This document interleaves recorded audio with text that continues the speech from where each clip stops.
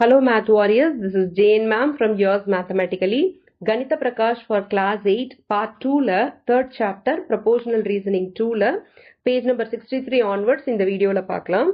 So இதுல வந்து new topics வந்து மொத்தம் வந்து 3 topics நம்ம டிஸ்கஸ் பண்ண போறோம் இந்த வீடியோல. The first one is direct proportion, second one inverse proportion, third one time and work. First வந்து நம்ம டைரக்ட் அண்ட் இன்வர்ஸ் ப்ரொபோர்ஷனை ஃபர்ஸ்ட் பார்க்கலாம். டைம் அண்ட் ஒர்க் வந்து ஒரு ஃபியூ எக்ஸாம்பிள் ப்ராப்ளம்ஸ் டிஸ்கஸ் பண்ணிட்டு அதுக்கப்புறமா வந்து டைம் அண்ட் ஒர்க்கும் நான் உங்களுக்கு எக்ஸ்பிளைன் பண்றேன். ஓகே, ஸோ ஃபர்ஸ்ட் வந்து டைரக்ட் ப்ரொபோர்ஷன். டைரக்ட் ப்ரொபோர்ஷன் வந்து ப்ரீவியஸ் வீடியோஸ்லேயே வந்து டைரக்ட் ப்ரொபோர்ஷன் பத்தி எக்ஸ்பிளைன் பண்ணிட்டேன். ஒரு ஸ்மால் பிரஷிங் அப். மொத்தம் வந்து 2 குவான்டிட்டிஸ் இருக்கு. Okay, so there are 2 quantities. இந்த 2 குவான்டிட்டிஸ்ல ஒரு குவான்டிட்டி வந்து இன்க்ரீஸ் ஆகுதுன்னா, okay, the first quantity increase ஆகுதுன்னா செகண்ட் குவான்டிட்டியும் இன்க்ரீஸ் ஆகுது அப்படின்ற பட்சத்துல நம்ம வந்து அதை வந்து எப்படி சொல்லணும்னா the first quantity is proportional to the second quantity directly அப்படின்னு சொல்லுவோம். சப்போஸ் எக்ஸ்ன்னு ஒரு குவான்டிட்டி இருக்குது, ஒய்ன்னு ஒரு குவான்டிட்டி இருக்கு. ஓகே, இப்போ எக்ஸோட வேல்யூ இன்க்ரீஸ் ஆகுதுன்னா ஒய்யோட வேல்யூவும் இன்க்ரீஸ் ஆகும். எக்ஸோட வேல்யூ டிக்ரீஸ் ஆகுதுன்னா ஒய்யோட வேல்யூவும் டிக்ரீஸ் ஆகும். ஓகேயா, ப்ரொபோர்ஷனலா நடக்கும் ரெண்டுத்துக்குமே. அதுக்கு பேர் தான் வந்து direct proportion. So proportionality simple என்னன்னா இப்படி போடுவோம் நம்ம. ஓகேவா, so this is proportionality simple. இப்போ x is proportional to y அப்படின்னு நம்ம சொல்லலாம். ஓகேவா, ஸோ இந்த ப்ரொபோர்ஷனாலிட்டி சிம்பிளை வந்து கேன்சல் பண்றதுக்கு நம்ம என்ன பண்ணலாம்னா, நம்ம நார்மலி வந்து ஒரு ஈக்குவேஷன் ஃபார்ம் பண்ணோம்னா நம்ம we will have an equal to sign இல்லையா? அந்த ஈக்குவல் டு சைனை கொண்டு வரதுக்கு நம்ம என்ன பண்ணுவோம்னா ப்ரொபோர்ஷனாலிட்டி கான்ஸ்டன்ட் கேன்னு வந்து ஒன்னுத்தை இன்ட்ரடியூஸ் பண்ணுவோம். So what is proportionality constant அடுத்தது சொல்றேன். ஃபர்ஸ்ட் வந்து x is proportional to y. அப்போ x is equal to k times of y. ஓகேயா, it's a factor of proportionality, இல்லைன்னா வந்து ஃபேக்டர் ஆஃப் வேரியேஷன் அப்படின்னு சொல்லலாம். ஓகேவா, so x is equal to k into y. Okay, where k is call the proportionality constant, இல்லைன்னா வந்து constant of variation. அப்ப கேயோட value என்னவா இருக்கும்? K is equal to x by y. ஓகேவா, so k is equal to x by y. இதுதான் வந்து equation. Okay, கேன்றது proportionality constant. So, for any value of x, the value of y varies according to the proportionality constant. So, x by y ஓட value வந்து throughout வந்து சேமா தான் இருக்கும். Okay, நீங்க x ஓட வேல்யூ இன்க்ரீஸ் பண்ணாலும் அக்கார்டிங்லி y ஓட வேல்யூவும் அதுக்கு ஏத்த மாதிரி இன்க்ரீஸ் ஆகும். ஸோ எப்படி இன்க்ரீஸ் ஆகணும்னா x, இந்த quantity x divided by y வந்து it will give fixed value. ஓகேவா, கான்ஸ்டன்டா ஒரு வேல்யூ கொடுக்கும். அதுக்கு பேர் தான் வந்து ப்ரொபோர்ஷனாலிட்டி கான்ஸ்டன்ட். இது வந்து ஃபார் டைரக்ட் ப்ரொபோர்ஷன். இது புரியுதா? நெக்ஸ்ட் வந்து நம்ம இன்வர்ஸ் ப்ரொபோர்ஷன் பார்க்க போறோம். ஸோ இன்வர்ஸ் ப்ரொபோர்ஷன்னா என்ன? இன்வர்ஸ்னா என்ன? ஜஸ்ட் ஆப்போசிட்னு அர்த்தம் இல்லையா? ஸோ அதே தான் இங்கேயும். இப்போ ஒரு குவான்டிட்டி இருக்குது எக்ஸ்ன்னு, அடுத்த குவான்டிட்டி இருக்குது ஒய்ன்னு. ஓகேவா, இப்போ சப்போஸ் வந்து எக்ஸோட வேல்யூ இன்க்ரீஸ் ஆகுதுன்னு வச்சுக்கோங்க, ஒய்யோட வேல்யூ என்ன ஆகும்? டிக்ரீஸ் ஆகும். ஓகேயா, இப்ப எக்ஸோட வேல்யூ வந்து டிக்ரீஸ் ஆகுதுன்னா ஒய்யோட வேல்யூ இன்க்ரீஸ் ஆகும். அதாவது வந்து ஆப்போசிட்டா நடக்கும். That is called inverse proportion. அதை எப்படி எழுதலாம்? X is proportional to 1 by y. Okay, இது இன்க்ரீஸ் ஆகுதுன்னா அது டிக்ரீஸ் ஆகுது இல்லையா? So 1 by Y. இன்வர்ஸ் நம்ம எப்படி எழுதுவோம்? ரெசிப்ரோக்கல்ல தான் எழுதுவோம். It's 1 by y. ஓகே, இங்கேயும் வந்து ஒரு ப்ரொபோர்ஷனாலிட்டி கான்ஸ்டன்ட்டை நம்ம கொண்டு வருவோம். அதாவது இந்த ப்ரொபோர்ஷனாலிட்டி சிம்பிளை வந்து நம்ம வந்து ரிமூவ் பண்றதுக்கு என்ன பண்ணுவோம்? ப்ரொபோர்ஷனாலிட்டி கான்ஸ்டன்ட்டை இன்ட்ரடியூஸ் பண்ணுவோம். இது வந்து நீங்க ஆல்ரெடி பிசிக்ஸ்ல படிச்சிருப்பீங்க. So x is equal to k into 1 by y. Correct? X is equal to இந்த ப்ரொபோர்ஷனாலிட்டி கான்ஸ்டன்ட்டை ரிமூவ் பண்றதுக்கு x is equal to k into 1 by y, which is k by ஒய்ன்னு எழுதலாம். இப்ப k by y equal to எக்ஸா? அப்ப k is equal to x into y, which is x y. Okay, so இதுதான் வந்து equation for inverse proportion or indirect proportion.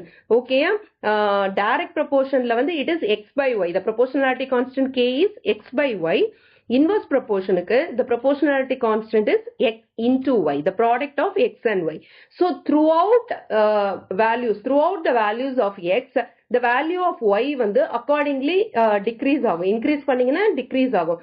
எப்படி degrees ஆகும்னா இந்த ஃபேக்டரை வச்சு, இந்த கேன்ற ஃபேக்டர் இருக்கு இல்லையா, இந்த ஃபேக்டரை வச்சுதான் அது வந்து சேஞ்ச் ஆகும். Okay, for any value of x the value of y changes according to the proportionality constant or the factor of proportionality k. Okay, so the value of k is x into y. This is direct and inverse proportion. Is that clear? இப்போ வந்து நம்ம example problem பார்க்கலாம். Time and work வந்து after few problems நான் வந்து அதை வந்து உங்களுக்கு எக்ஸ்பிளைன் பண்றேன். ஓகேவா? So moving on to page number 63, example number 1. If 5 workers can move 4,500 bricks in a day, how many workers are needed to move 18,000 bricks in a day? Okay, so இதுல quantity என்னென்ன குவான்டிட்டிஸ்லாம் இதுல involve ஆகியிருக்குன்னா, first வந்து workers, number of workers. அவங்க எத்தனை பிரிக்ஸை move பண்றாங்க? 4,500 பிரிக்ஸை move பண்றாங்க. அப்படின்னா எத்தனை ஒர்க்கர்ஸ் வந்து 18,000 பிரிக்ஸை மூவ் பண்ண முடியும் அப்படின்னு கேட்கறாங்க in a day. Okay, so workers increase ஆனிச்சுன்னா, நம்பர் ஆஃப் ஒர்க்கர்ஸ் இன்க்ரீஸ் ஆனாங்கன்னா, ஓகே, நம்பர் ஆஃப் பிரிக்ஸ் மூடும் வந்து கண்டிப்பா இன்க்ரீஸ் ஆகும். அதிகமாக நம்பர் ஆஃப் ஒர்க்கர்ஸ் அதிகமாக நிறைய பேர் வந்து பிரிக்ஸை மூவ் பண்ணுவாங்க இல்லையா? ஸோ அப்ப நம்பர் ஆஃப் பிரிக்ஸும் இன்க்ரீஸ் ஆகும். கரெக்ட்? ஸோ ரெண்டுமே இன்க்ரீஸ் ஆகுனா that is called direct proportion. Correct? இப்போ வந்து நம்ம டேபிள் ஃபார்ம் பண்ணிக்கலாம். ஸோ இதுல இன்வால்வ் ஆகி இருக்கிற குவான்டிட்டி என்னது? நம்பர் ஆஃப் ஒர்க்கர்ஸ்ன்றது ஒரு குவான்டிட்டி. செகண்ட் குவான்டிட்டி வந்து number of bricks moved. Okay, இந்த ரெண்டு குவான்டிட்டி தான். So 5 workers 4,500 BRICS. ஓகே, எத்தனை ஒர்க்கர்ஸ்னு நமக்கு தெரியாது, அதை வந்து நம்ம எக்ஸ்ன்னு எடுத்துக்கலாம். 18,000 பிரிக்ஸை மூவ் பண்ணணும். ஓகே, ஸோ இத மாதிரி ஒரு டேபிள் போட்டுக்கோங்க. ஓகே, இப்ப டேபிள் போட்டாச்சு. இதுல வந்து எக்ஸ்ன்றது என்னன்னா, where x is number of workers to move 18,000 bricks. Okay, இது வந்து நம்பர் ஆஃப் ஒர்க்கர்ஸ் வந்து இன்க்ரீஸ் ஆனிச்சுன்னா நம்பர் ஆஃப் பிரிக்ஸும் இன்க்ரீஸ் ஆகும். கரெக்டா? therefore it is inverse proportion. இதுல வந்து கொடுத்திருக்கிற குவான்டிட்டி என்ன? நம்பர் ஆஃப் பிரிக்ஸ் தான் வந்து கொடுத்திருக்கிற quantity. so when number of bricks increases, number of workers also increase. இல்லையா? therefore it is direct proportion. so direct proportion உடைய ஃபார்முலா என்னது? x by y இல்லையா? so x by y னா என்னது? 5 by 4,500 is equal to x by 18,000. இது புரியுதா? 5 by 4,500. x by y தான் formula. இந்த இடத்துல நான் ஃபார்முலா எழுதுறேன். ஃபார் டைரக்ட் ப்ரொபோர்ஷன் ஃபார்முலா என்னது? x by y இல்லையா? சோ இல்லனா x1 by y1 x2 by y2 கூட நீங்க எடுத்துக்கலாம். நான் அப்படி டைரக்டா எழுதுறேன். 5 by 4,500 is equal to x by 18,000. so 5 colour change பண்ணிக்கிறேன். இப்ப கிராஸ் மல்டிப்ளை பண்ணிக்கிறோம். இந்த 18,000ன்றது ரைட் சைடுல டினாமினேட்டர்ல இருக்கிறது, லெஃப்ட் சைடு போடுச்சுன்னா இன்டூன்னு ஆயிடும். so 5 into 18,000 is equal to x into 4,500. so x is equal to 5 into 18,000 by 4,500. 0 gets cancelled. 45யும் 180யும் 9th table அடிக்கலாம். so it will be 20. this one will be 5. 20 by 5 is 4. 5 4s are 20. okay, so x is equal to 20. I'm sorry, x is equal to 20 இல்லையா? 20 னா என்ன question? Number of workers. எத்தனை workers இப்ப தேவைப்படுறாங்க? 20 workers are needed. so final statement எழுதிக்கலாம். என்ன question கேட்டிருக்காங்க? how many workers are needed அப்படின்னு கேட்டிருக்காங்க. so 20 workers are needed to move 18,000 bricks. புரியுதா? சோ இது வந்து சிம்பிள். இதுதான் ஃபர்ஸ்ட் வந்து ப்ரொபோர்ஷன் என்னன்னு கண்டுபிடிச்சிட்டோம்னாலே பாதி வேலை வந்து முடிஞ்சிடும். இப்ப 5 பேர் வந்து 4,500 பிரிக்ஸ் தள்ளுறாங்கன்னா 18,000 பிரிக்ஸ் தள்ளுறதுக்கு எத்தனை பேர் வேணும் அப்படின்னு கேக்குறாங்க. சோ ஒர்க்கர்ஸ் இன்க்ரீஸ் ஆனா ஆட்டோமேட்டிக்கலி பிரிக்ஸ் மூவ் பண்றது இன்க்ரீஸ் ஆகும். இது வந்து நம்ம கொஞ்சம் லாஜிக்கலா திங்க் பண்ணி பார்க்கணும். இதுக்கு வந்து ஃபார்முலா அப்படின்லாம் ஒண்ணுமே கிடையாது. ஜஸ்ட் வந்து லாஜிக்கல் திங்கிங் இஸ் நீடட். ஓகேவா? இது புரியுதா? ஓகே, நெக்ஸ்ட் சம்க்கு போலாம். Another example பார்க்கலாம். Example number 2. Punit's father went from Lucknow to Kanpur in 3 hours by riding his motorcycle at a speed of 30 kilometers per hour. If he takes a car instead and drives at 60 kilometers per hour, how long will it take him to reach Kanpur? இந்த question கேட்டிருக்காங்க. இதுல இன்னொன்னு என்ன கேட்டிருக்காங்கன்னா, can we represent this problem with the following statement of proportionality? 30 is to 60 as 3 is to x. Will the travel time increases or decreases as the speed of the motorcycle increases? Okay. So இதுல வந்து involve ஆகி இருக்கிற ரெண்டு quantity என்னென்னா, ஒன்று வந்து speed, இன்னொன்று வந்து டைம். ஸோ டைம் வந்து 3 hours வந்து it will take to reach Kanpur from Lucknow if it is at a speed of 30 kilometers per hour. So involve ஆகி இருக்கிற குவான்டிட்டி என்னென்னா, ஒன்று வந்து ஸ்பீடு, இன்னொன்று வந்து time taken to reach the destination. ஓகேயா? ஸோ இப்போ வந்து நீங்களே திங்க் பண்ணி பாருங்க. இப்போ ஸ்கூலுக்கு நம்ம போறோம், பை பஸ் போகும்போது ஸ்பீட் வந்து எப்படி இருக்கும், டைம் டேக்கன் எப்படி இருக்கும், அதே வந்து பை சைக்கிள் போறப்ப எப்படி இருக்கும், அண்ட் தென் பை வாக் போறப்ப. எக்ஸாம்பிளுக்கு நீங்க ஸ்கூலையே எடுத்துக்கோங்க.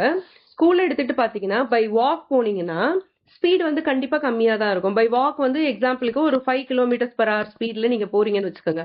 இப்ப டைம் டேக்கன் வந்து எவ்வளோனா ஒரு 10 minutes ஆகுதுன்னு வச்சுக்கலாம்.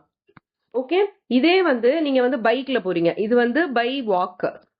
நெக்ஸ்ட் பை பைக்ல போறீங்கன்னா, பைக்ல போகும்போது உங்களோட ஸ்பீட் வந்து ஆட்டோமேட்டிக்கலி இன்க்ரீஸ் ஆகும். ஸோ எக்ஸாம்பிளுக்கு ஒரு 30 kilometers ஸ்பீட்ல போறீங்க, 30 kilometers per hour ஸ்பீட்ல போறீங்கன்னா கண்டிப்பா நீங்க வந்து ஒரு 5 minutesலயே போயிடலாம் இல்லையா?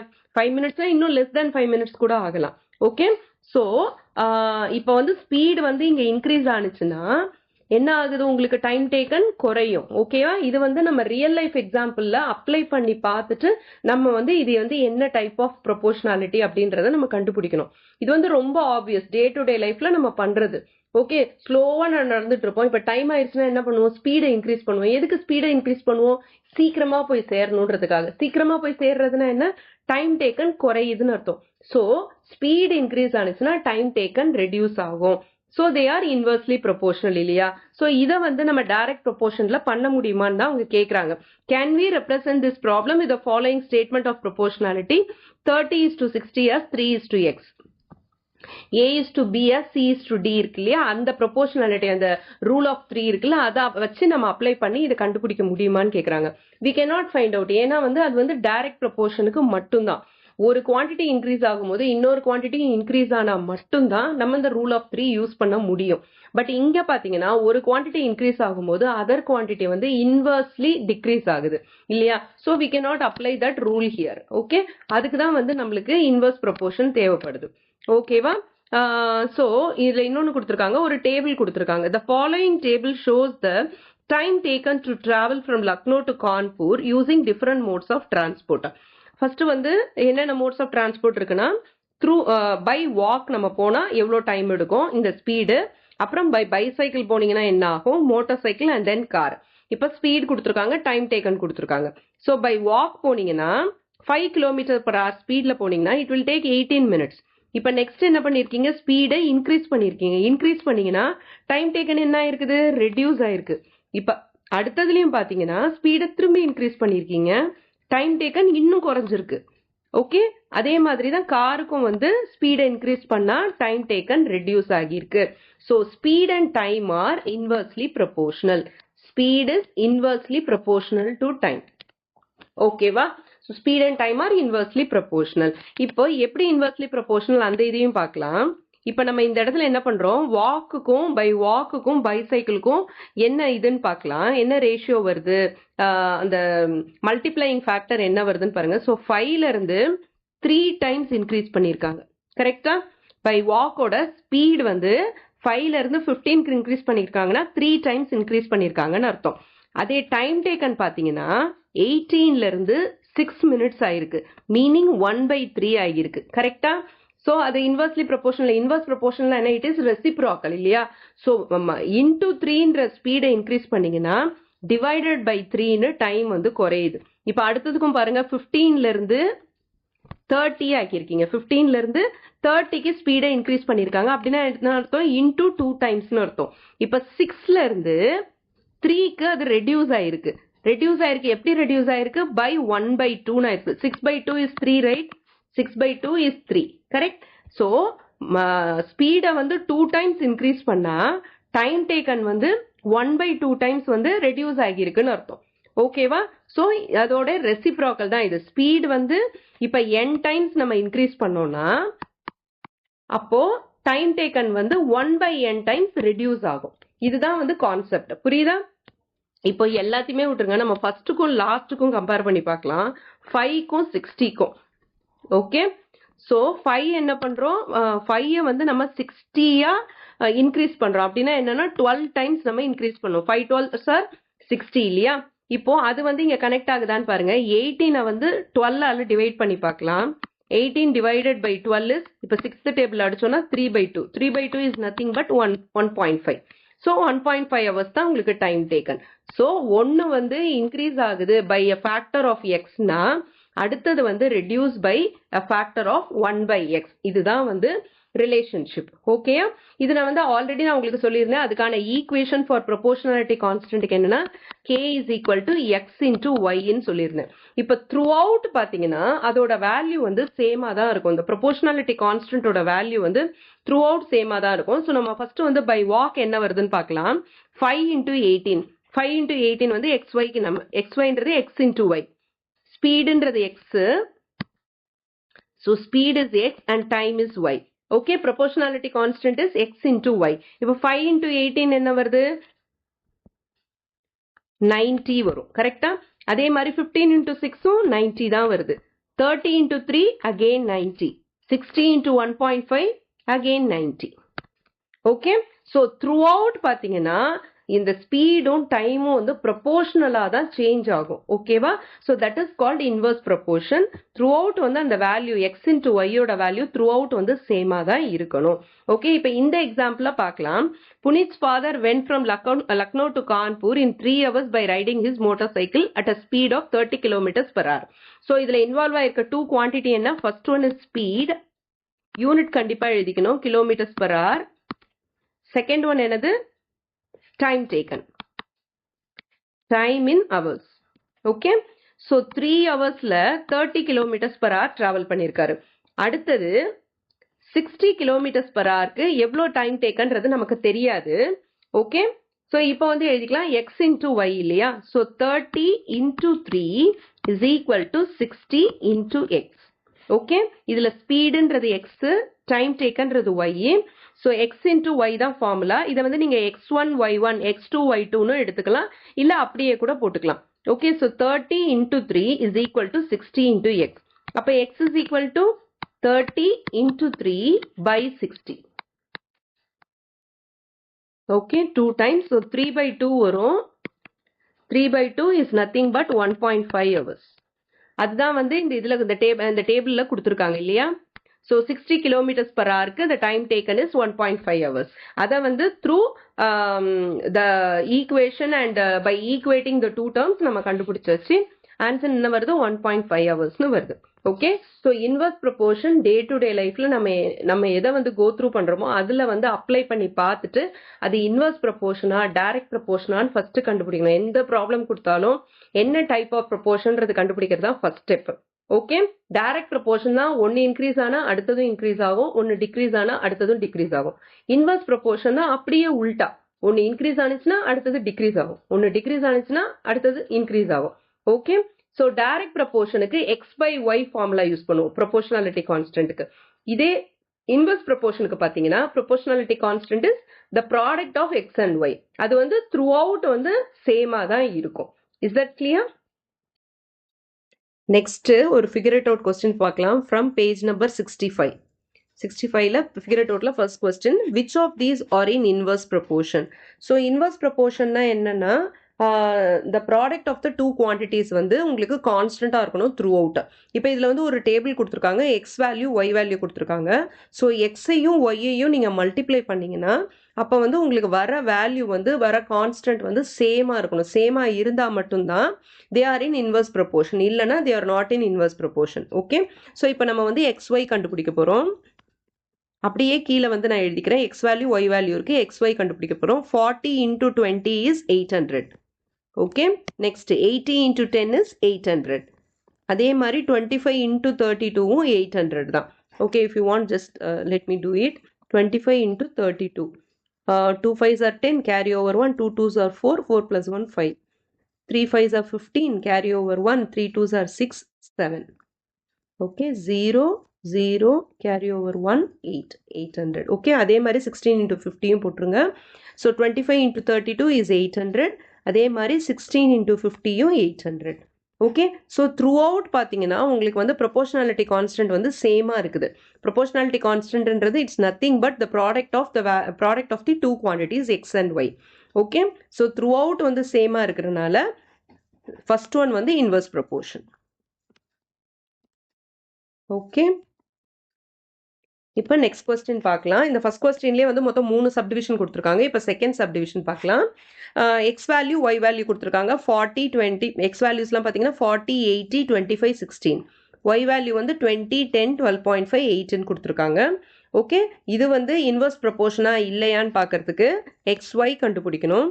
40 into 20 800, 80 into 10 800, 25 into 12.5 312.5ன்னு வருது. Okay, it is not coming the same, அதாவது கான்ஸ்டன்ட் வேல்யூ வந்து சேமா இல்லை. அதே மாதிரி 16 into 8 பார்த்தீங்கன்னா 128ன்னு வருது. ஓகேவா, ஸோ த்ரூ அவுட் வந்து சேமா இருந்தால் மட்டும்தான் அது inverse proportion. First two quantities வந்து சேமா வருது, பட் த ரிமைனிங் வந்து பார்த்தீங்கன்னா first set of quantities x y value வந்து உங்களுக்கு ப்ரொபோர்ஷனாலிட்டி கான்ஸ்டன்ட் சேமா வருது. இந்த ரிமைனிங் டூக்கு வந்து சேமா வரலனா not a inverse proportion. It is not inverse proportion. ஓகேவா, ஸோ த்ரூ அவுட் சேமா வரணும் நமக்கு. தேர்ட் கொஸ்டின், அதாவது third subdivision from first question. X value y value கொடுத்துருக்காங்க. 30 90 150 10ன்னு. ஒய்யோட வேல்யூ 15 5 3 45ன்னு கொடுத்துருக்காங்க.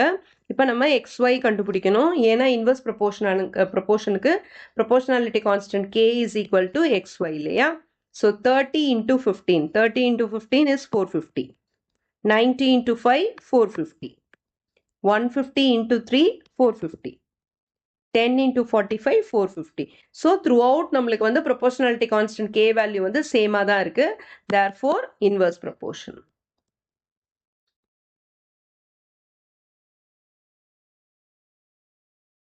Is it clear? இது வந்து ரொம்ப சிம்பிள். எக்ஸ் ஒய்யை நீங்கள் மல்டிப்ளை பண்ணிட்டு ஜஸ்ட் வந்து கம்பேர் பண்ணிங்கன்னா எல்லாமே ஈக்குவலாக இருந்தால் மட்டும் இன்வர்ஸ் ப்ரொபோர்ஷன், இல்லைன்னா இன்வர்ஸ் ப்ரொபோர்ஷன் கிடையாது. அவ்வளோதான், so simple. Next question, question number 2, figure it out, page number 65. Fill in the empty cells if x and y are in inverse proportion. So அவங்களே கொடுத்துட்டாங்க, they are in inverse proportion கொடுத்துட்டாங்க. அப்போ proportionality constant k is equal to x into y இல்லையா. இதில் வந்து unknown குவான்டிட்டியை வந்து நம்ம X வந்து அன்னோனாக இருந்ததுன்னா எக்ஸ்ன்னு எடுத்துக்கலாம், ஒய் அன்னோனாக இருந்ததுன்னா ஒய்ன்னு எடுத்துக்கலாம். ஓகே, ஸோ ஃபஸ்ட்டு நம்ம என்ன பண்ண போகிறோம், இதையும் கம்பேர் பண்ண போகிறோம். ஓகேவா, இதையும் நம்ம ஈக்குவேட் பண்ண போகிறோம். 16 into 9 is equal to 12 into y. இதில் வந்து y வேல்யூ தான் நமக்கு தெரியல, அதனால நம்ம அதை வந்து yன்னு எடுத்துக்கலாம். ஸோ 16 into 9, 16 into 9 என்ன x into y இல்லையா. So 16 into 9 is equal to 12 into y. இது எல்லாமே வந்து ஈக்குவலாக தான் இருக்கும். ப்ரொபோர்ஷனாலிட்டி கான்ஸ்டன்ட் கேன்றது வந்து எல்லா த்ரூ அவுட் வந்து ஈக்குவலாக தான் இருக்கும். ஸோ இந்த ஃபர்ஸ்ட் ஒன்னோட 16 into 9 should be equal to 12 into y. இதுலேருந்து நம்ம y வேல்யூ கண்டுபிடிக்கலாமா. So y is equal to 16 into 9 by 12. Correct. இப்போ 16யும் 12யும் வந்து நான் ஃபோர்த் டேபிளில் ஸ்ட்ரைக் அவுட் பண்ண போகிறேன். So 4 4s are 16, 4 3s are 12. So 3 times 9ஐயும் 3யும் ஸ்ட்ரைக் அவுட் பண்ணால் 3 வரும். So y is equal to 12ன்னு வந்துடுது. ஓகே, ஸோ ஃபர்ஸ்ட் ஒனுக்கு வந்து நம்மளுக்கு ஆன்சர் கிடச்சிருச்சு. ஒய்யோட வேல்யூ வந்து 12ன்னு, அதை வந்து நம்ம என்டர் பண்ணிக்கலாம். இதில் வந்து நம்ம நெக்ஸ்ட் ஒன் வந்து எக்ஸோட வேல்யூ நமக்கு தெரியல, இந்த இடத்துல எக்ஸோட வேல்யூ தெரியல இல்லையா.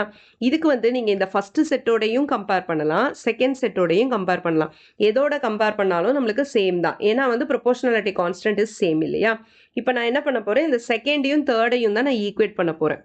செகண்ட் செட்டையும் தேர்ட் செட்டையும் நான் வந்து ஈக்குவேட் பண்ண போகிறேன். So 12 into 12 is equal to x into 48. இது புரியுதா?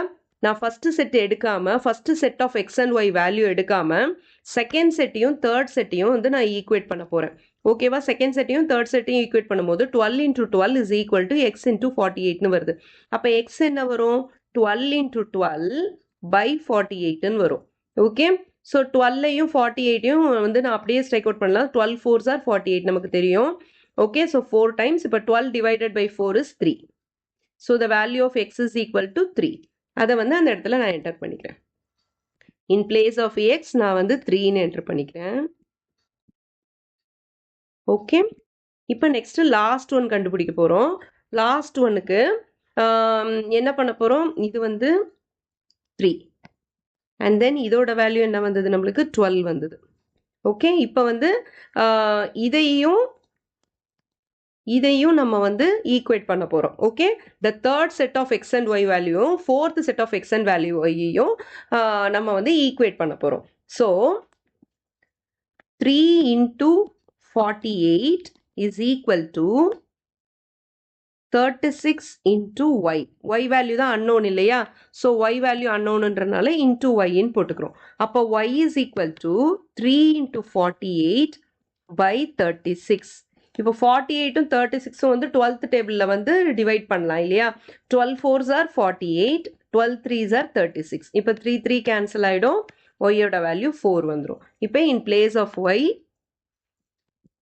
இது வந்து ஒய் 4 கிடையாது, இது வந்து ஒய் ஒய்யா இருந்தது. இப்போ வந்து நம்ம என்ன பண்ண போகிறோம், அந்த இடத்துல வந்து 4ன்னு நம்ம என்டர் பண்ண போகிறோம். ஓகே, இப்போ தான் நம்ம ஒய்யோட வேல்யூ கண்டுபிடிச்சிருக்கோம் 4. ஸோ இதை மாதிரி கே இஸ் ஈக்குவல் டு எக்ஸ்ஒய்ன்ற அந்த ஈக்குவேஷனை யூஸ் பண்ணி கே வந்து த்ரூ அவுட் சேமாக தான் இருக்கும். அதனால ஃபர்ஸ்ட் செட்டையும் செகண்ட் செட்டையும் ஈக்குவேட் பண்ணி அன்னோன் வேல்யூவை நீங்கள் கண்டுபிடிச்சிருங்க. அதை மாதிரி ஒவ்வொரு செட்டுக்கும் நம்ம வந்து ஈக்குவேட் பண்ணி கண்டுபிடிச்சோன்னா எல்லா வேல்யூஸையும் ஈஸியாக கண்டுபிடிச்சிடலாம். இது வந்து ரொம்ப சிம்பிள். பேசிக் என்னன்னா, இன்வர்ஸ் ப்ரொபோர்ஷனுக்குரிய அந்த ஈக்குவேஷன் என்னன்றது நம்மளுக்கு தெரிஞ்சிருக்கணும். The proportionality constant k is equal to x y for inverse proportion. அந்த இது தெரிஞ்சதுன்னா we can easily solve. அது வந்து ரொம்ப சிம்பிள் தான். இப்போ எல்லாத்தையுமே நீங்கள் மல்டிப்ளை பண்ணி பாருங்க, உங்களுக்கு வந்து சேம் ஆன்சர் தான் வரும். 16 into 9 வந்து 144, 12 into 12 144, 3 into 48 144, 36 into 4 144. Okay, so throughout வந்து ப்ரொபோர்ஷனாலிட்டி கான்ஸ்டன்டோட வேல்யூ என்ன வந்தது, 144 தான் வந்தது. Is that clear?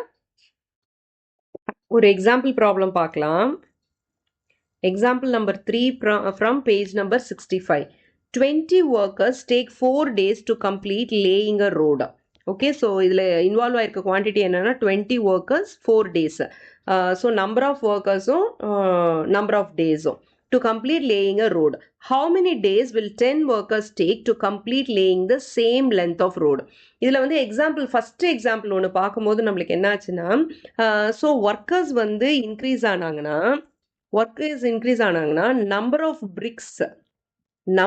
பிரிக்ஸை வந்து மூவ் பண்ணுறதும் இன்க்ரீஸ் ஆகும் அப்படின்னு நம்ம பார்த்தோம். ஓகேயா, இங்கே வந்து என்னன்னா ஒர்க்கர்ஸ் இருக்குது, time taken that is number of days இருக்குது. ஆனால் இதில் ஒர்க் என்னன்னா லேயிங் அ ரோடு வந்து உங்களுக்கு கான்ஸ்டண்ட்டாக இருக்குது. லேயிங் அ ரோடுன்றது தான் நம்மளோட ஒர்க்கு.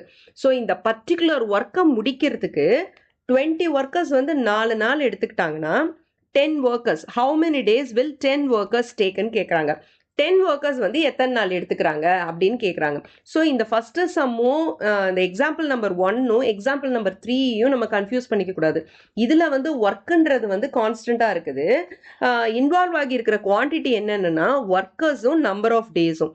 ஸோ ஆப்வியஸ்லி ஒர்க்கர்ஸும் நம்பர் ஆஃப் டேஸும் வந்து இன்வெர்ஸ்லி ப்ரொபோர்ஷனல் தான். இப்போ உங்கள் கிளாஸ்லேயே பாருங்கள், ஒரு மேம் வந்து உங்களுக்கு ஒரு ஒர்க் கொடுக்குறாங்க.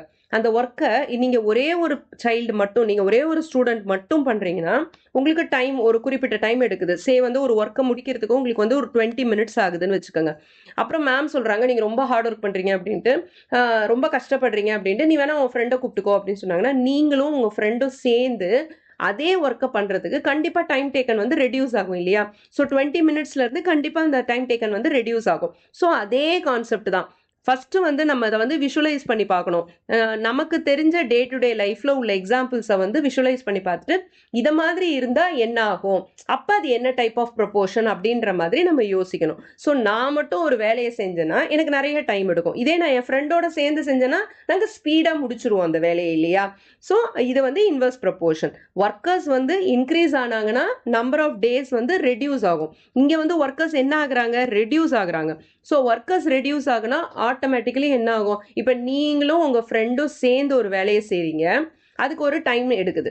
ஓகே, இப்போ திடீர்னு என்ன பண்றாங்க, உங்க ஃப்ரெண்டு வந்து வீட்டுக்கு போயிட்டாங்க, நீங்க மட்டும் அந்த ஒர்க்கை பண்ணணும் அப்படின்ற பட்சத்துல கண்டிப்பா டைம் டேக்கன் என்ன ஆகும், இன்க்ரீஸ் ஆகும். அப்ப நம்பர் ஆஃப் ஒர்க்கர்ஸ் வந்து டிக்ரீஸ் ஆனா டைம் டேக்கன் இன்க்ரீஸ் ஆகுது. ஸோ என்ன டைப் ஆஃப் ப்ரொபோர்ஷன், ஒன்று வந்து குறையும் போது இன்னொன்று வந்து இன்க்ரீஸ் ஆகுது அப்படின்னா ஆப்வியஸ்லி இன்வர்ஸ் ப்ரொபோர்ஷன் தான். ஓகேவா? ஸோ இதை வந்து அப்ளை பண்ணிப்பாங்க உங்க லைஃப்ல, அதை அப்ளை பண்ணி பார்த்துட்டு என்ன ப்ரொபோர்ஷன் அப்படின்னு டிசைட் பண்ணுங்க. It's purely logical thinking. Okay, so இதுல இன்வால்வ் ஆயிருக்க குவான்டிட்டி என்னது, நம்பர் ஆஃப் ஒர்க்கர்ஸ் ஒன்று, நம்பர் ஆஃப் ஒர்க்கர்ஸ் இது வந்து நம்ம எக்ஸ்ன்னு எடுத்துக்கலாம். அடுத்தது வந்து நம்பர் ஆஃப் டேஸ், அதை வந்து நம்ம ஒய்ன்னு எடுத்துக்கலாம். ஃபர்ஸ்ட் என்ன ஆகுது, 20 ஒர்க்கர்ஸ்க்கு 4 days ஆகுது. 10 ஒர்க்கர்ஸுக்கு நமக்கு தெரியாது, எக்ஸ்ன்னு எடுத்துக்கலாம். So what is x, where x is the number of days taken by 10 workers. Job வந்து இதுல சேம் தான். ஓகேவா? இப்போ என்ன ஆகுது, நம்பர் ஆஃப் டேஸ் வந்து when number of days,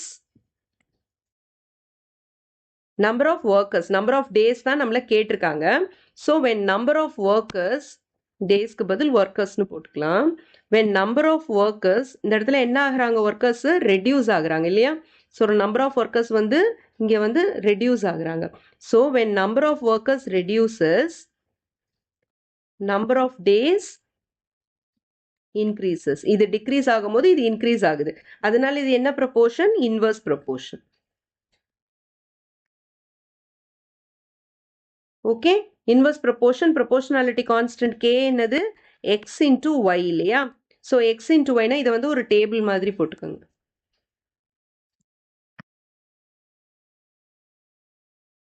ஓகேவா? ஸோ எக்ஸ் இன்டூ ஒய், எக்ஸோட வேல்யூ என்னது, ஃபர்ஸ்ட் இதுக்கு வந்து ஃபர்ஸ்ட் செட்டுக்கு 20 இன்டூ 4. இதை வந்து நம்ம இப்படியும் எழுதலாம், x1 y1 is equal to x2 y2ன்னு எழுதலாம். ஓகே, இந்த ஃபர்ஸ்ட் செட் வந்து x1 y1, செகண்ட் செட் வந்து x2 y2 ரெஸ்பெக்டிவ்லி. ஓகே, இப்படியும் எழுதலாம், இல்லை நீங்க டைரக்டாவும் எழுதிக்கலாம். Which is equal to 20 into 4 equal to 10 into X. இது வந்து ஒய்ன்றனால இந்த இடத்துல இன் பிளேஸ் ஆஃப் எக்ஸ் நான் ஒய்ன்னு போட்டுக்கிறேன். 10 இன்டூ ஒய். இப்போ ஒய்யோட வேல்யூ கண்டுபிடிக்கணும். y is equal to 20 into 4 by 10. 0 0 gets cancelled, 2 4s are 8. So 8 days எடுக்கும். ஒன்றும் இல்லை, இது சிம்பிள் தான். ஸோ 20 ஒர்க்கர்ஸ்ன்றது ஹாஃபாக குறையுது இல்லையா? ஸோ 20ன்றது ஹாஃபாக குறையும் போது 1/2 குறையும் போது 4ன்றது இன்டூ 2 ஆகிடும். So 4 into 2 will be 8. அவ்வளோதான், சிம்பிள் கொஸ்டின் இது. Okay, so y is equal to 8 days. Question என்ன கேட்டிருக்காங்க, how many days will 10 workers take ன்னு கேட்டிருக்காங்க. ஃபைனல் ஸ்டேட்மெண்ட் எழுதிடலாம். 10 workers will take 8 days to complete, right? To complete laying the same length of road. Okay, இதுல வந்து hidden secret இல்லைன்னா வந்து hidden detail என்னன்னா, அந்த லென்த் ஆஃப் த ரோடு வந்து சேம் அப்படின்னு கொடுத்துருக்காங்க. ஓகேவா? So length of the road வந்து சேமா இருக்கிறனால நம்ம வந்து இது ரெண்டுத்தையும் வந்து ஈக்குவேட் பண்றதுக்கு நம்மளுக்கு கரெக்டா இருக்கும். Length of the road change ஆனிச்சுன்னா we cannot equate them. அதனால தான் வந்து அந்த டேர்ம் கொடுத்துருக்காங்க, laying the same length of road அப்படின்ட்டு. Is that clear? Next example problem, example number 4 from page number 66.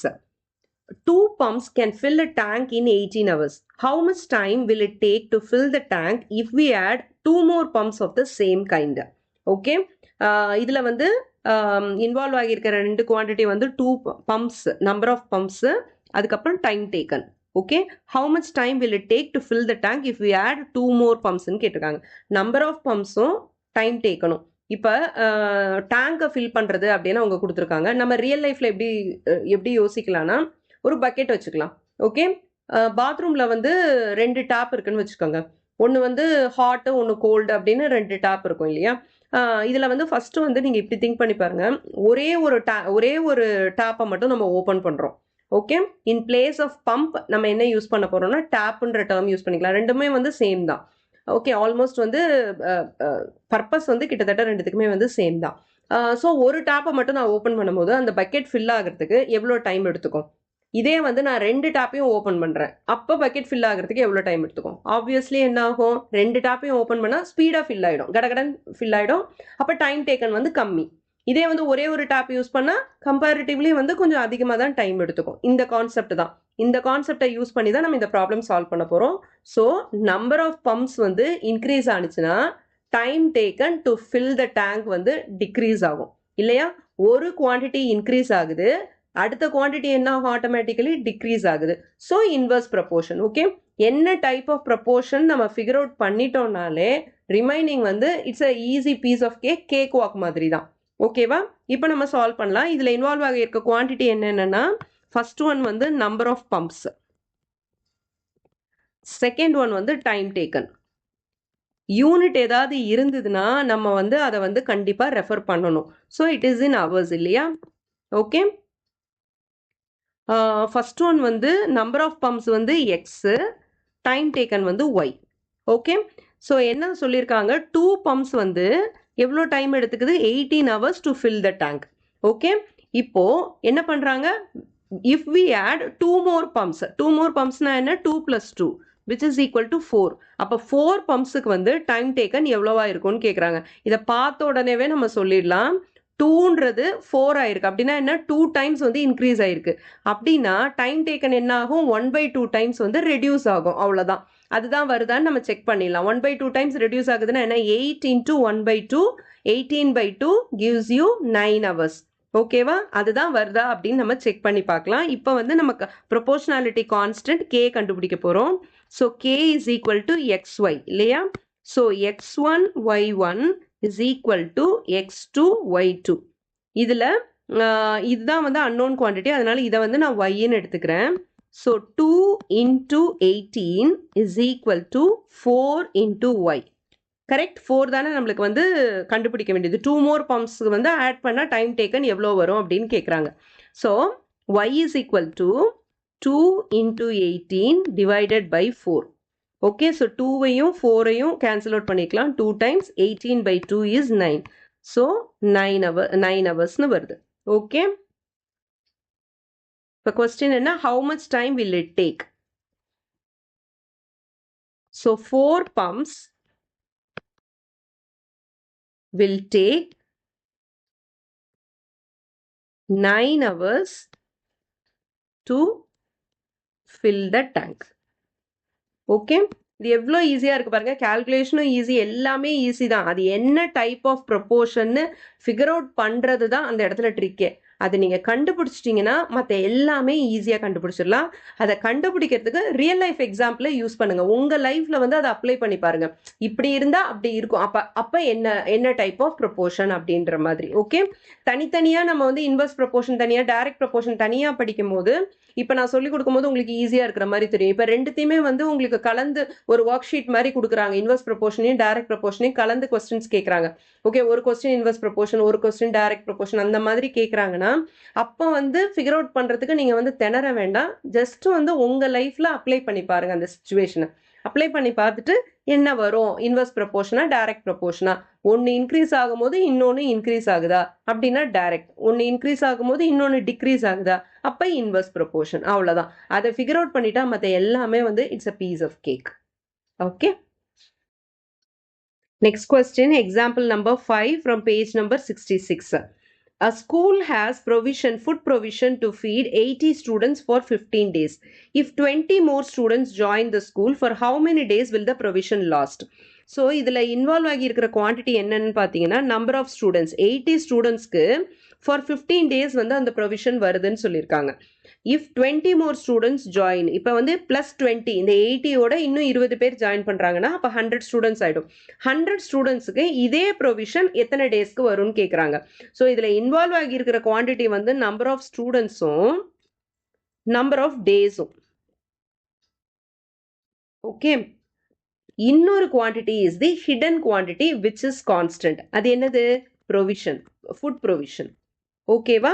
So இந்த ஃபுட் ப்ரொவிஷன்றது இந்த இடத்துல வந்து கான்ஸ்டண்ட்டாக இருக்குது. இப்போ எக்ஸாம்பிளுக்கு 80 ஸ்டூடெண்ட்ஸுக்கு 15 டேஸுக்கு வந்து ஒரு 240 kg ஆஃப் ரைஸ் வந்து வச்சுருக்காங்கன்னு வச்சுக்கலாம்.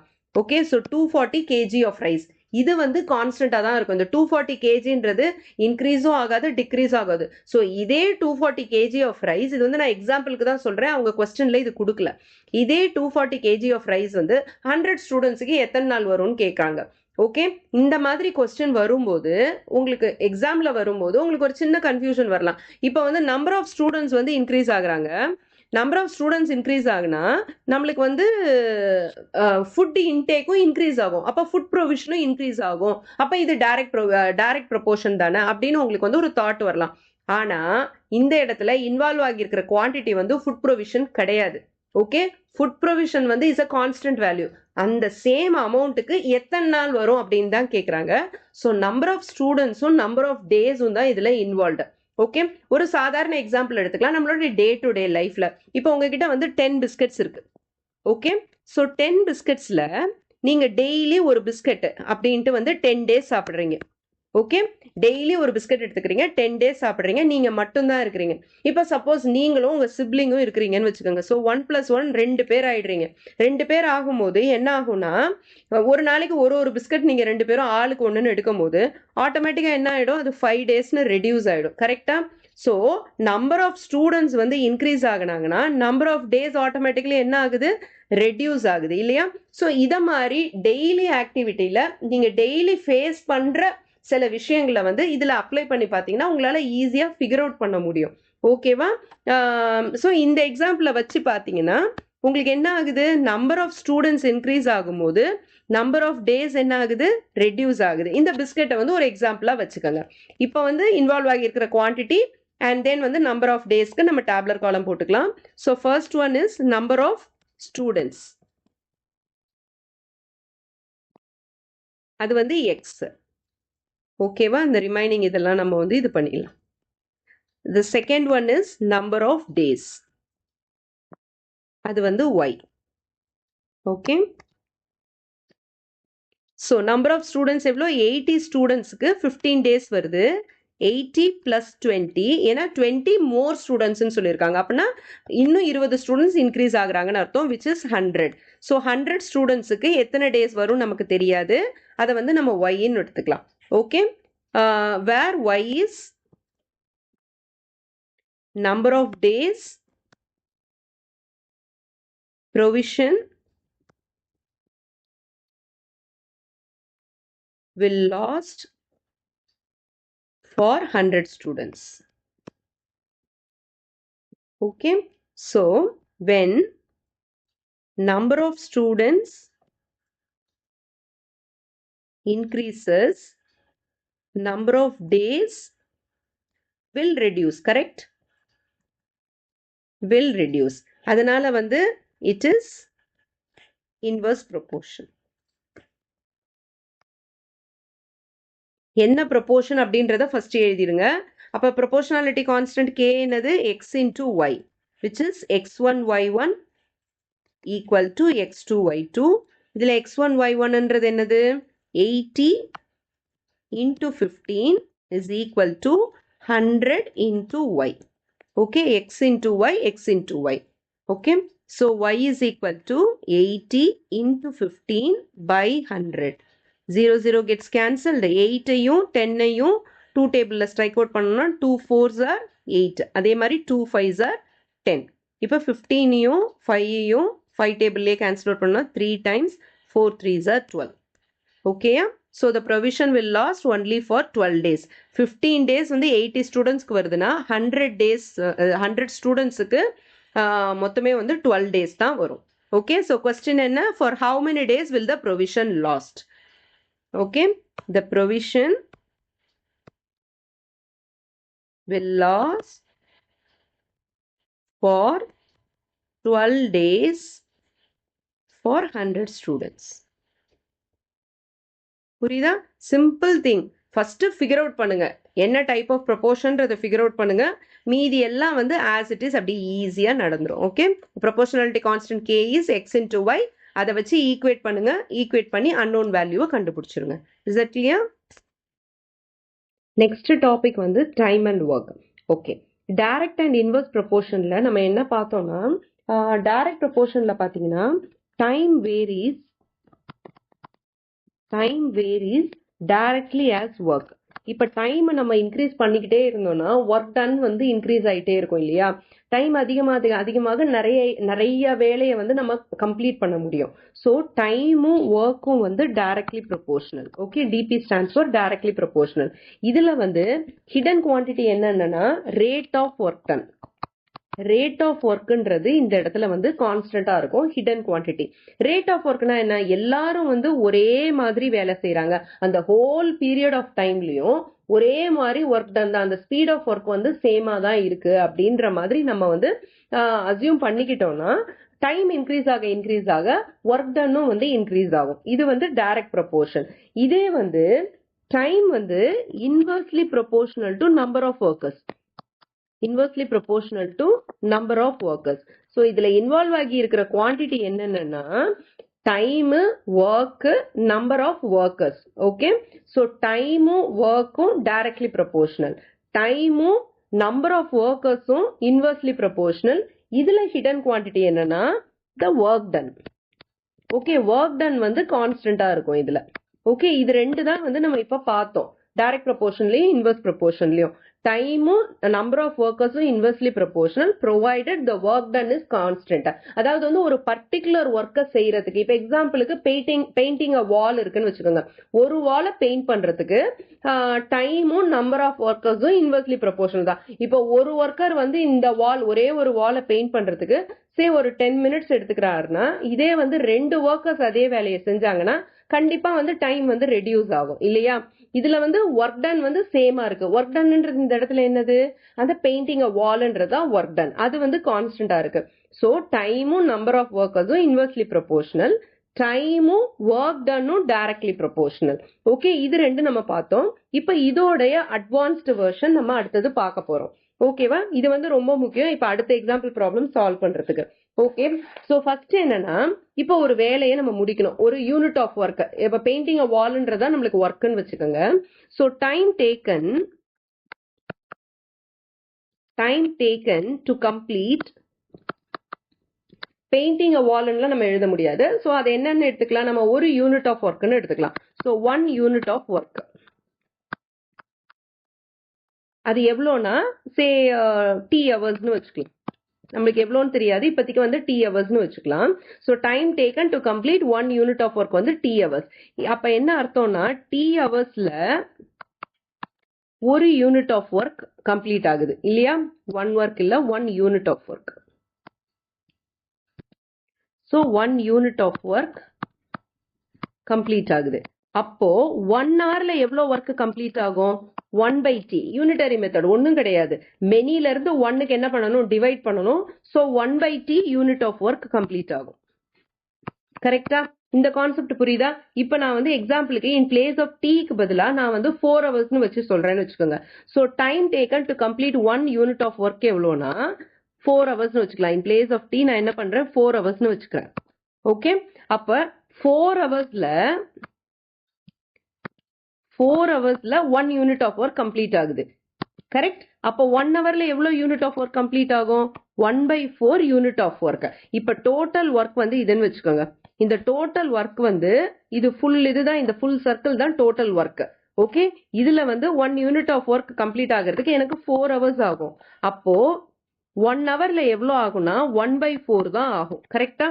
1 ஹவர்ல வந்து 1/4 ஆகும். அப்படி ஆனாதான் 1/4 plus 1/4 plus 1/4 plus 1/4 இல்லனா 4 times of 1/4 will give me 1 hour of work. Correct? Will give me 4 hours of work. Okay?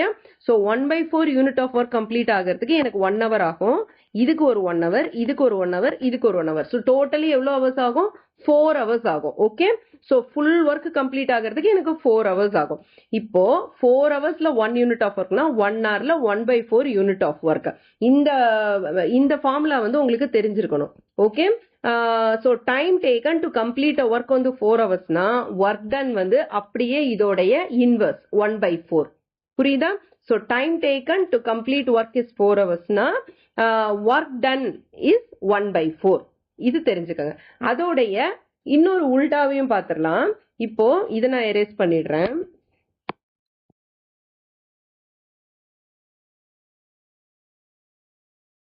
இதை எரேஸ் பண்ணிட்டு இப்போ டைம் டேக்கன் நம்ம பார்த்துட்டோம். இப்போ ஒர்க் டன் நமக்கு தெரியுதுன்னு வச்சுக்கலாம். ஒர்க் டன் வந்து let me erase it first. Okay, so time taken to complete வந்து time taken to complete 1/n unit of work. Unit of work வந்து 1 hour இல்லையா? அதுதான் இப்ப லாஸ்டா பார்த்தோம். time taken to complete 1/n unit of work வந்து 1 hourனா time taken to complete 1 unit of work எவ்வளோ? மெனில இருந்து 1 again வந்து டிவைட் பண்ணும். 1 divided by 1/n which gives me n hours or t hours. Okay, இந்த இடத்துல நம்ம டீன் தானே ஃபர்ஸ்ட் எடுத்தோம். ஸோ இதுலயும் வந்து டீனே எடுத்துக்கலாம். ஸோ டி ஹவர்ஸ் எடுத்துக்கும். ஓகேயா? ஸோ சிம்பிள் திங் என்ன பண்ணணும்னா ஃபர்ஸ்ட் வந்து டைம் கொடுத்துட்டு ஒர்க் டன் கேட்டாங்க, take the inverse. Work done கொடுத்துட்டு டைம் கேட்டாங்கன்னா டேக் த இன்வர்ஸ் அகெயின். அவ்வளவுதான். இந்த சிம்பிள் லாஜிக் நம்மளுக்கு தெரிஞ்சிருக்கணும். Okay, simple thing work done is equal to 1 by number of days. Number of days is equal to 1 by work done. அவ்வளவுதான். இந்த simple லாஜிக்கை use பண்ணி தான் நம்ம வந்து இப்போ வந்து ப்ராப்ளம் போட போறோம். Okay, the next one is example number 6 from page number 66. If Ram takes 1 hour to cut a given quantity of vegetable. Okay, first one வந்து ராம்னு ஒரு person 1 hour எடுத்துக்கிறாங்க to cut a given quantity of vegetable. Okay, so 1 unit of work doneன்றது என்னன்னா cutting the vegetable. And Shyam takes 1.5 hours to cut the same quantity of vegetable. How much time will they take to cut the vegetable if they do it together? Together வந்து நம்ம கண்டுபிடிக்கணும். Okay, so Ram வந்து 1 hour எடுத்துக்கிறான், Shyam வந்து 1.5 hours எடுத்துக்கிறான். ரெண்டு பேரும் சேர்ந்தா எவ்வளோ எடுத்துப்பாங்க? ஆப்வியஸா நம்ம என்ன திங்க் பண்ணுவோம்னா ரெண்டு டைமையும் வந்து நம்ம ஆட் பண்ணாலே வந்துரும். 1 + 1.5 is equal to 2.5 hours அப்படின்ற மாதிரி நம்ம யோசிக்கலாம். ஆனா ஒரு வேலையை ரெண்டு பேர் சேர்ந்து செய்யும் போது எப்படி டைம் இன்க்ரீஸ் ஆகும்? ராமுக்கே 1 hour தான் ஆகுது, ஷியாமுக்கு 1.5 hours தான் ஆகுது. ரெண்டு பேரும் சேர்ந்து செய்யும் போது எப்படி 2.5 hours ஆகும்? ஸோ அது வந்து ரொம்ப இல்லாஜிக்கல் இல்லையா? அதுக்கு வந்து என்ன ஸ்டெப்ஸ் அப்படின்ட்டு நான் சொல்றேன். ஸோ ஃபர்ஸ்ட் என்ன கொடுத்துருக்காங்க? Time taken by Ram. Time taken by Ram equal to 1 hour. நான் என்ன சொல்லியிருக்கேன்? ஒர்க் டன்ன்றது என்னது? You have to take the reciprocal இல்லையா? So work done by Ram is equal to 1/1 which is 1. Okay, இது வந்து யூனிட் தான், 1 மட்டும் எடுத்துக்கலாம். Work done by Ram is full work அவன் முடிச்சிடுறான். That means 1 is the whole value இல்லையா ஃபிராக்ஷன்ல. So work done by Ram is 1. Next வந்து ஷியாம்க்கு வரலாம். டைம் டேக்கன் பை ஷியாம் எவ்வளோ? 1.5 hours. அப்ப ஒர்க் டன் பை ஷியாம் எவ்வளோ? you have to take the reciprocal 1/1.5. இத மாதிரி டினாமினேட்டர்ல வந்து டெசிமல் வேல்யூ இருந்ததுன்னா நம்ம என்ன பண்ணணும்? நியூமரேட்டர்லயும் டினாமினேட்டர்லயும் எத்தனை டெசிமல் பிளேசஸ் இருக்கோ அத்தனை ஜீரோஸ் ஆட் பண்ணி நம்ம வந்து மல்டிப்ளை பண்ணிக்கணும். மீனிங் பவர்ஸ் ஆஃப் 10ல எத்தனை டெசிமல் பிளேசஸ் இருக்கோ அத்தனை பவர்ஸ் ஆஃப் 10ல நம்ம மல்டிப்ளை பண்ணிக்கணும். ஒரு டெசிமல் பிளேஸ் இருக்கு, அதனால நம்ம 10ஆல மல்டிப்ளை பண்ணிக்கலாம். 1 into 10 by 1.5 into 10 which is 10/15. Cancel out பண்ணீங்கன்னா ஃபிஃப்த் டேபிள்ல இட் வில் பி 2/3 வரும். So work done by Shyam is 2/3. இப்ப இந்த ரெண்டு ஒர்க் டன் இருக்கா, அவங்க என்ன கேக்குறாங்க? டுகெதர் கேக்குறாங்க. So work done by Ram and Shyam is equal to 1 + 2/3. Okay, 1ன்னா என்ன அர்த்தம்? 1/1 அர்த்தம். ஸோ 1 + 2/3னா நீங்க எல்சிஎம் எடுத்தீங்கன்னா 3 + 2/3 வரும், which gives me 5/3. So work done by Ram and Shyam together, ஓகேவா, is equal to 5/3. 5/3 units of work வந்து அவங்க கம்ப்ளீட் பண்ணிருக்காங்க. இது வந்து ஏன் நான் வந்து ஒர்க் டன்னை வந்து ஆட் பண்ணணும், ஏன் டைம் டேக்கனை ஆட் பண்ணக்கூடாதுன்னா, நீங்க டைரக்டா டைம் டேக்கனை ஆட் பண்ணீங்கன்னா உங்களுக்கு வந்து அதிகமா வேல்யூ வரும். ஓகேவா? ரெண்டு பேர் சேர்ந்து வேலை செய்யும் போது அப்ப you have to take the inverse. அப்பதான் வந்து உங்களுக்கு ஒர்க் டன் கிடைக்கும். ஓகே, டைம் டேக்கனை ஜஸ்ட் லைக் தட் நம்ம ஆட் பண்ணக்கூடாது. ஒர்க் டன் தான் நம்ம ஆட் பண்ணணும், ஒர்க்கை தான் ஆட் பண்ணணுமே தவிர டைமை ஆட் பண்ணக்கூடாது. ரெண்டு பேர் சேர்ந்து எவ்வளவு வேலை செய்யறாங்க அப்படின்னு கண்டுபிடிக்கிறதுக்கு. இப்போ ஒர்க் டன் வந்து நம்ம டுகெதர் கண்டுபிடிச்சாச்சு. இப்போ நம்மளுக்கு வந்து டைம் எவ்வளவு ஆச்சு அப்படின்றது தெரியணும். அதுக்கு என்ன பண்ணணும்? Again take the inverse. So time taken by Ram and Shyam together is equal to, take the inverse again.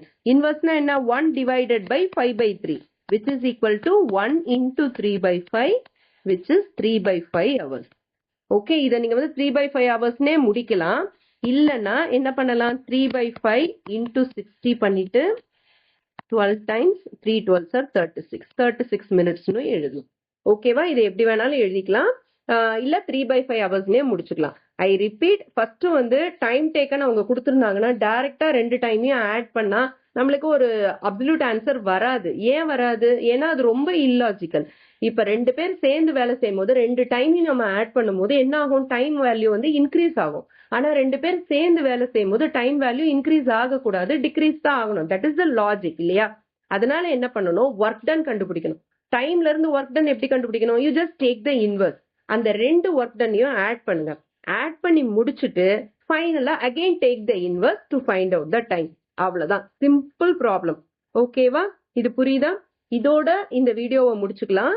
இதோட ஃபிகர் இட் அவுட் கொஸ்டின்ஸ்லாம் நம்ம நெக்ஸ்ட் வீடியோல பார்க்கலாம். Till then, this is Jane ma'am signing off from Yours Mathematically.